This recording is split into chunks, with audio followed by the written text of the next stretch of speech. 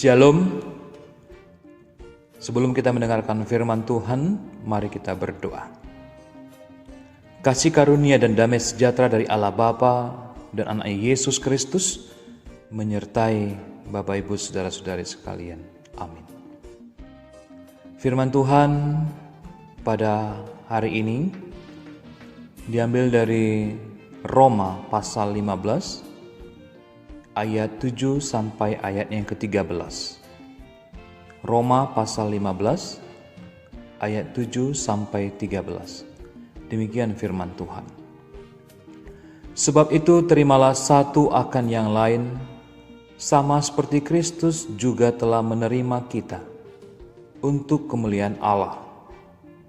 Yang aku maksudkan ialah bahwa oleh karena kebenaran Allah Kristus telah menjadi pelayan orang-orang bersunat untuk mengokohkan janji yang telah diberikannya kepada nenek moyang kita, dan untuk memungkinkan bangsa-bangsa supaya mereka memuliakan Allah karena rahmat-Nya.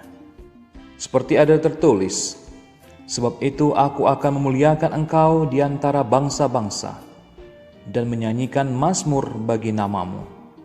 Dan selanjutnya, bersukacitalah hai bangsa-bangsa dengan umat-Nya. Dan lagi, pujilah Tuhan, hai kamu semua bangsa-bangsa, dan biarlah segala suku bangsa memuji Dia. Dan selanjutnya kata Yesaya, taruh dari pangkal Isai akan terbit, dan Ia akan bangkit untuk memerintah bangsa-bangsa, dan kepadanya lah bangsa-bangsa akan menaruh harapan.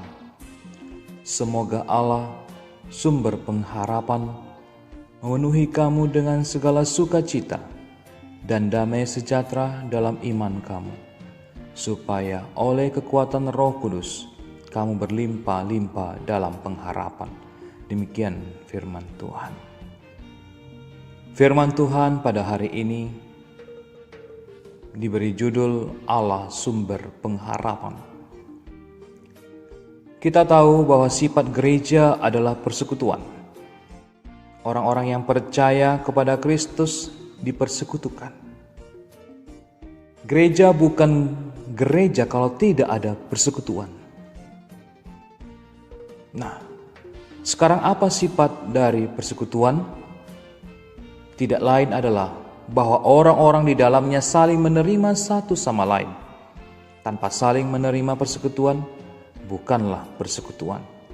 Itulah sebabnya dikatakan tadi bahwa saling menerima adalah elemen paling penting dalam kehidupan bergereja.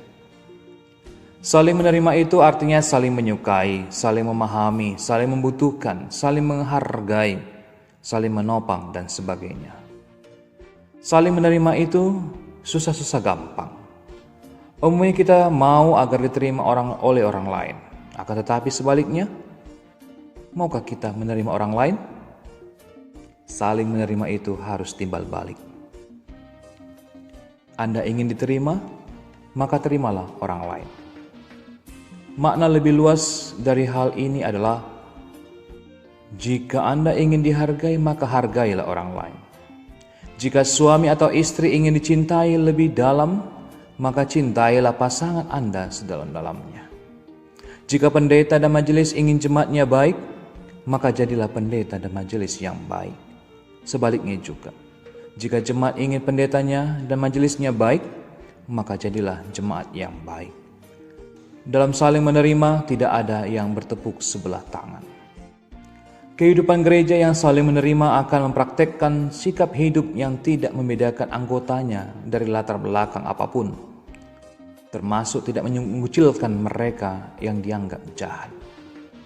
Kalau kita hanya saling mau menerima antar orang-orang baik saja, maka prinsip saling menerima itu masih dangkal. Kata Yesus, apabila kamu mengasihi orang yang mengasihi kamu, apakah upamu? Bukankah pemungut cukai juga berbuat demikian? Matius 5 ayat 46. Dasar kita untuk saling menerima adalah Yesus. Ia terlebih dahulu menerima kita, Lebih jauh lagi dalam Roma 5 ayat 8, Paulus mengatakan, akan tetapi Allah menunjukkan kasih-Nya kepada kita. Oleh karena Kristus telah mati untuk kita. Ketika kita masih berdosa, mati bagi kita artinya mengasihi dan menerima kita. Yesus menerima kita ketika kita masih berdosa. Ia menyambut kita dalam keadaan berlumuran dosa. Penerimaan Tuhan ini selalu kita rayakan dalam meja perjamuan kudus. Dengan mengambil roti dan anggur perjamuan, kita diingatkan akan ketulusan Yesus menerima kita dalam kasih-Nya. Pesan penting dari perjamuan kudus adalah, aku telah menerima kamu, maka kamu pun harus saling menerima. Amin. Mari kita berdoa.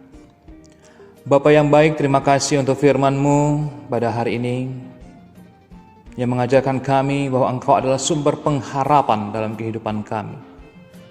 Untuk kami bisa saling menerima satu sama yang lain. Seperti Engkau telah menerima kami meskipun kami berlumuran dosa. Berkati kami Tuhan, urapi kami agar mampu saling menerima, saling mengasihi di antara kami, saling membutuhkan, dan juga saling menopang.